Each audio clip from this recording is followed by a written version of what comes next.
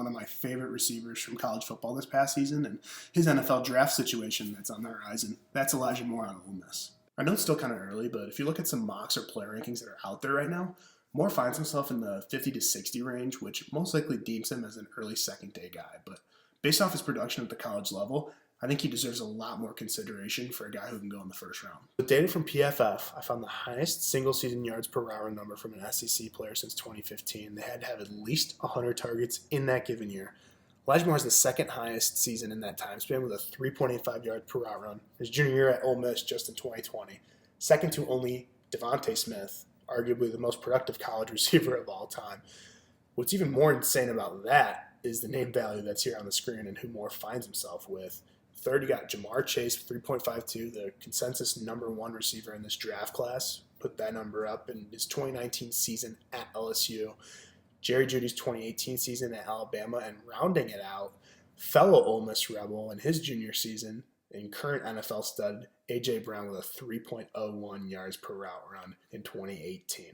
It's going to be nearly impossible for Moore to replicate that level of production in the NFL, given that most of it was through the slot, but knowing some of the mocks and rankings that have been floating out there recently, Moore most likely finds himself landing in a pretty stable situation through the draft. For that reason, I wanted to look at a few intriguing landing spots. And this first landing spot is the Carolina Panthers, and I say this because they have an interesting free agency situation coming up where they have quite a few guys on the offense that are scheduled to be hitting an open market, and one of them is Curtis Samuel, who led the team in slot targets last year. If for whatever reason the Panthers don't re-sign Curtis Samuel, Elijah Moore getting drafted by Carolina and taking over that slot role in the Joe Brady offense could be a match made in heaven. Moore put up a yards per route run of 3.55 from the slot this past season at Ole Miss, which was highest among any receiver in the SEC. The Panthers targeted receivers at a 71% clip in the 2020 regular season. That was tied for third highest in the NFL.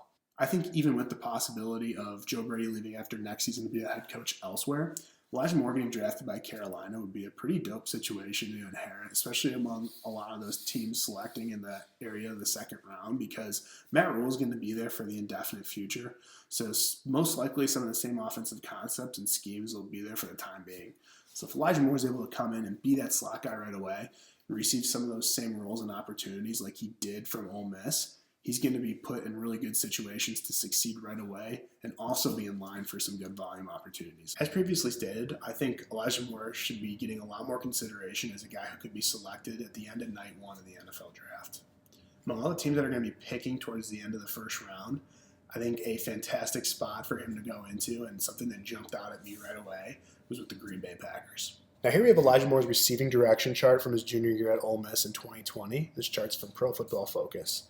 Obviously, Moore's production is going to come to the short range and to the middle most of the time being a slot guy, but specifically his numbers to the middle of the field at all depths is something that intrigued me and something that I thought aligned as a strength with the Green Bay Packers offense, at least from this season. On wide receiver targets to the short range of the field, the Packers had the highest success rate in the NFL this past season at 68%, had the third highest yards per attempt in the league at 7.6.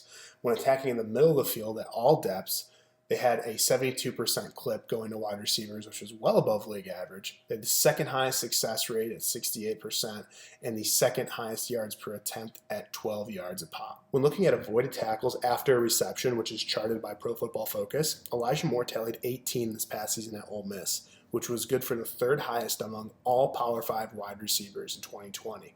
Packers wide receivers in the NFL regular season had 12 total avoided tackles after reception, which was good for the third lowest in the NFL. Avoiding tackles and creating plays in space is something that's critical for a guy who considers himself a playmaker in the slot.